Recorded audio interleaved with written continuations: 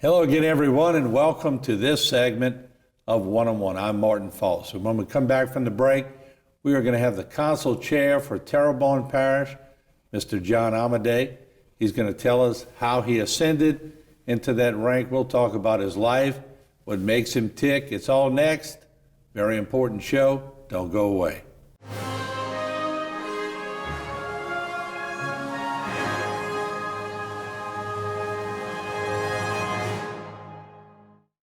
One-on-One is brought to you by the Law Office of Waits and Downer.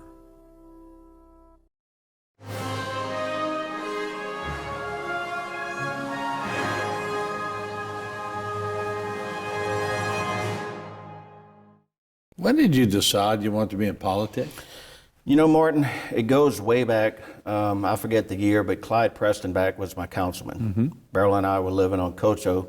He was coming around campaigning, and I just started talking to him at the fence. And what he was saying intrigued me. And from that time, I said, well, one day I think I'd like to do that. It took some time with my work career. I was a field technician and then a field superintendent. It wasn't until I was given the position of project manager that my schedule freed up. So I approached my bosses, asked them about it, and they didn't have a problem with it. They're very community-oriented as well. And what 4 company years ago, was I that? signed up. So this is Volute Incorporated. Many people don't recognize the Volute name. They recognize Coastal Mechanical Contractors, correct. but it's the same company, Yeah. same owners.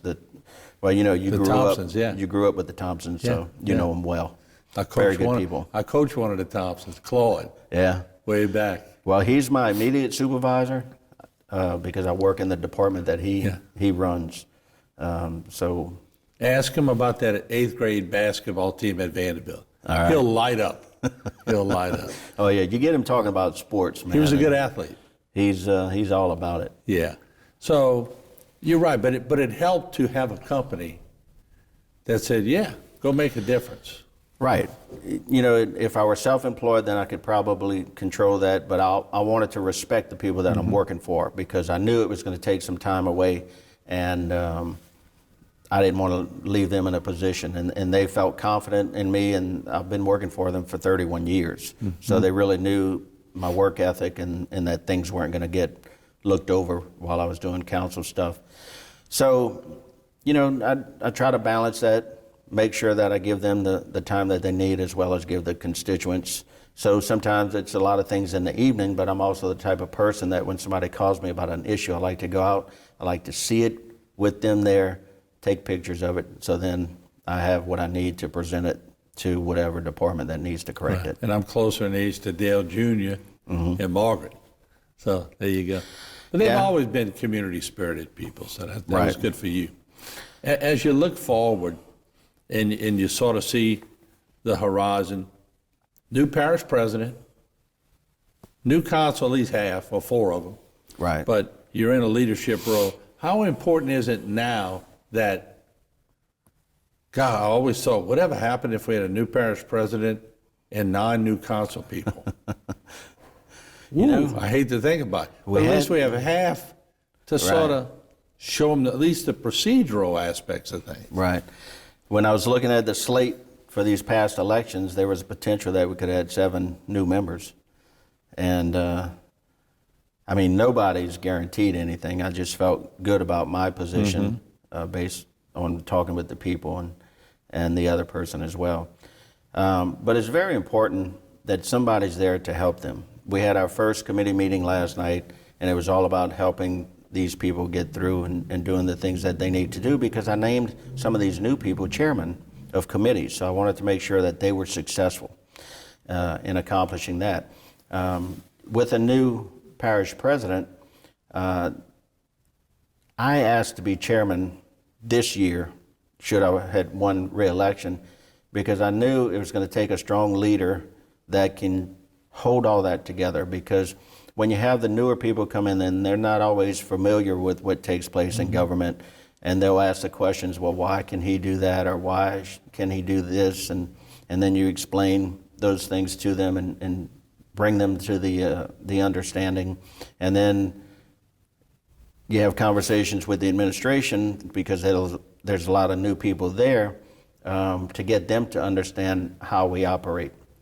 Just an example, we had a title change that came before us, and to them, they think, well, we want to change this on the agenda to say this, and they think it's a simple, procedure. But I was able to explain to them, when you do this, this is the workload and the delays that happen when you change a simple word. So It's got to go through the council. well, and then the council staff, there's a program that they upload everything on that has to be taken down, all redone. Everything has to be reprinted, refiled. Then council members getting their agendas late, they get grumpy and fuss because they want to get that and start looking at what we have coming up on the meetings. And I just felt like that I was a calm voice, a steady voice, and that I would be good in such a time as this. And with God's help, I'll be able to get it done. Yeah, there you go.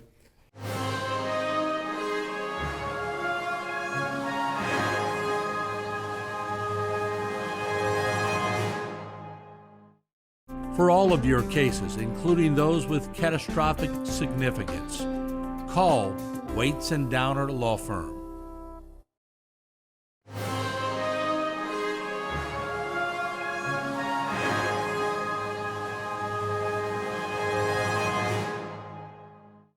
Just to give y'all some kudos, that this council that John was a part of in the former administration, Mr. Dove's administration, been through a lot of regimes.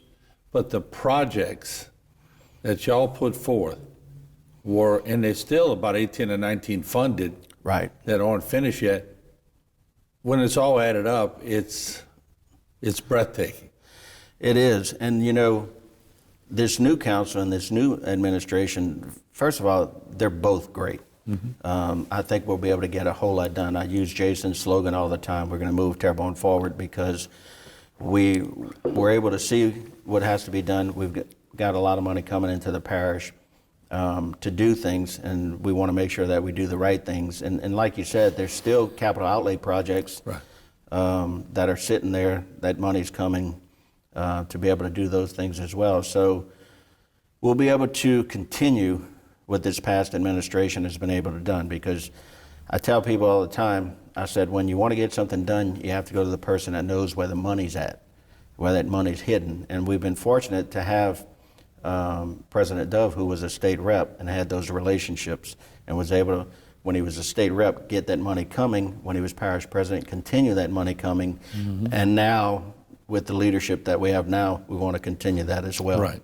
Yeah, and it's just like getting used to different things, getting used to different faces. Like if you eat lunch with somebody and you've been eating lunch with them for 4 years, and then they bring somebody else in, the first couple of lunches may be a little awkward, but after that, everybody's laughing and working together and sort of moving in the right direction.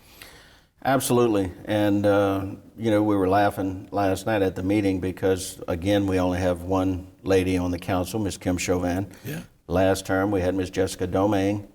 And when Jessica came in, for some reason, nobody could get the name right, and they continued to call her Krista Prather. So after the meeting last night, a comment was made to Kim, at least I didn't call you Jessica Domingue, as a joke. And so that camaraderie's already building as we're meeting with the new parish president and his staff. Camaraderie's being built there as well. And I think you've experienced some of that as well in dealings with Jason's staff. So I'm looking forward to it. I know there's going to be bumps in the road. We always have those things.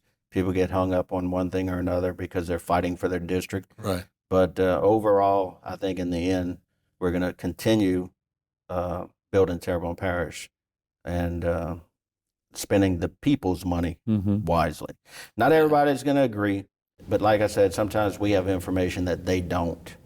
And of course, we don't just share that openly all the time. If someone asks, we'll give them an explanation of why we vote the way that we vote. But it should all be good. Yeah. It's starting out good. Do you and Beryl have children? We do, and let me back up just a little bit. We were talking about H.L. Bourgeois. So Beryl and I, she grew up in Schriever by the overpass. So she came over to Evergreen in the 8th grade, and she was in choir with me, but she didn't catch my eye. I guess I had my eye on something else. But let me tell you, Martin, when I was a junior at H.L. Bourgeois, now she was a high stepper and a rain dancer. Yeah. And when she came to H.L. Bourgeois, she caught my eye walking past me one day, and I told my buddy, I said, she's the one. So it took me about a month to convince her to date me, but she did, and it's been us ever since. So Why did it high take a school month? I'm poking at you a little bit. No, I guess I had to convince her that it was the right thing to do. Yeah. But she So could you just, were working just, politics back then. absolutely. And then it clicked? And I think it clicked before, in the first conversations, and she was just, taking her time and feeling things out. And I can tell you, Morton, I got her to say yes at a football game down at South Lafourche Stadium. She was a rain dancer. She was up in the stands, and I walked up to her, and that's when she told me, okay. So I remember the day. I remember the date. It was October 12th, and it's been fantastic ever since. We have 3 sons. Yeah.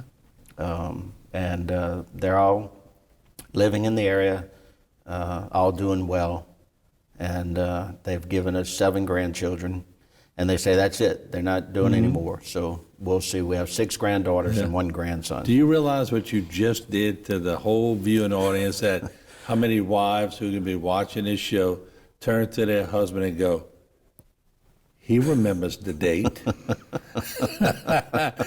Well, let me tell you what I did, Martin. Okay. So October 12th was when we started dating. That was when Beryl's birthday is October 14th. We got married October 15th. So it's hard for me to forget those dates. That's right. So there was a little strategy there. 12, 14, 15. You get a break on the 13th, right? That's right. That's cool. Just unlucky, so I didn't want anything on the 13th.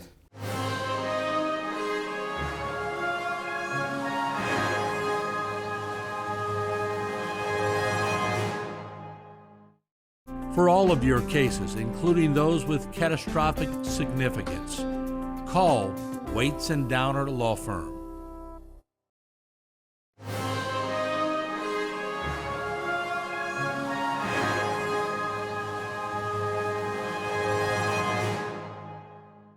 How long have y'all been married now? 41 years. Okay. We just celebrated in October. And, like any couple, you have your ups and downs, your struggles. Nothing drastic, just everyday life. And of course, mostly, trying to raise a family on a single income, because we decided that we wanted to raise our children. Yeah. And so we homeschooled our children back when homeschooling wasn't cool. Right. Back in the days. So we made the commitment, and we sacrificed so that we can give them, the education that we think was going to suit them well. So my oldest son went to Nichols for computer science. He scored high on his ACT. It was in the 30s, 31 maybe. Impressive. And my middle son, he went to Nichols and then to New Orleans. Delgado. Might be Delgado. Yeah. I forget now. It wasn't UNO. But he did music and business, because he said, Daddy, I'll never make a living playing music, but I will in business. And now he's working for a company out of New Orleans as a salesman. And then my youngest son, he would hear me preach all the time, because in the 90s, everybody was going for, tech jobs, IT jobs. And I kept saying, the old tradesmen are dying off. No one's replacing them, so it's causing the wages to go up. And so he said, Dad, if it's all the same to you, I'm not going to go to college. I'm going to learn a trade and come work with you. And he's been very successful with doing that. So they're all doing well, raising their families here locally. Beryl says you can't move far enough to where I can't go to your house and be back in my bed that evening. So they've kind of held to that. But I mean, who wouldn't want to live here? It's, you know, Right. you hear people complain all the time that it's not enough to do around this area. And I just tell them, you're apparently not looking, because there's a lot to do. Any of them have aspirations to run? I've never asked them. Okay. I've always let my children make those decisions. So, you know, whatever job field they wanted to go in, I was going to support them regardless of what it was. You know, I'd give them tips and stuff. For instance, my youngest son came to work with us, and I pointed him to a group of technicians. I said, those are the guys, that's the job that you want to work towards. And he surpassed that today. The others, my middle son taking business, he's a marketing genius. If you go in the stores where he's selling his products, he's got all the best spaces. You know, and other companies have recognized that. And It's all about location. right. Yeah. And then my oldest is plugged into computers, and he's content with that. I try to push him a little further, but I guess he's comfortable and happy with what he does. And you know, these high IQ people, they get set in what they're doing, and they're just happy with it, and they're not worried about anything else that's going around except that. So Really good. it's good for I him. told you time will fly. We've got a couple of minutes left, but if I were able to get Luther Fletcher, your parents, your wife, your kids, your associates that you work with on the council, the old parish president, Mr. Dove, the new parish president, Jason Basharon, and I got them all together, got the Thompsons, got them all in a room. I said, all right, I want to know what makes John Amedee tick. I want y'all all to come up with one word. I'll give you 30 minutes. I'll come back. I'll get that word, and I'll bring it back, and I'll deliver it to John. What would you hope the one word would be? Well, Martin, let me throw in the church, because we didn't talk church. about that. I'm an ordained minister. That's right. I've been You know, involved how could I in the forget church that? for years. Yeah. And I think servanthood would be that word. Okay. People ask me all the time, because I served for so many years in the church doing things Yeah. and in some outside organizations, and they said, well, why politics? And my answer was, because it's another place to serve. It's another area. And I think that would be it. You know, that's my goal, is just to be a public servant in whatever arena that it's in. So I would think that. Yeah. And I knew that. I mean, we talked about you being a good servant to the Lord and all that before, and that's going to help you throughout your political career. It's every day it helps me. It helps me, you know, the principles that we learn in church apply to the world around us. And when you use those principles in everyday life, it serves you well, because, you know, the good Lord knew what he was doing. And when we study his directions and we implement those, then we're successful at whatever we do. John, thank you for joining us. Thank you for your public service. Thank you for stepping up to be council chair. And I know we'll be talking a lot more, and I'll be seeing you on We the will. news desk quite a bit. All Thank right. you, John. Thank you, Martin. Okay.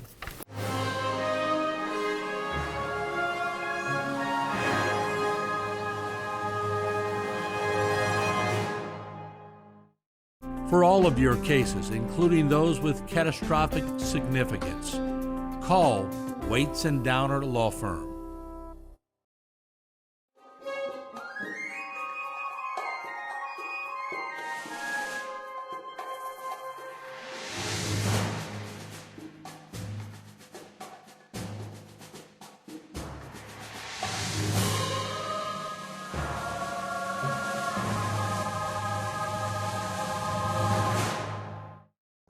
This one-on-one program has been brought to you by the law offices of Waits and Downer.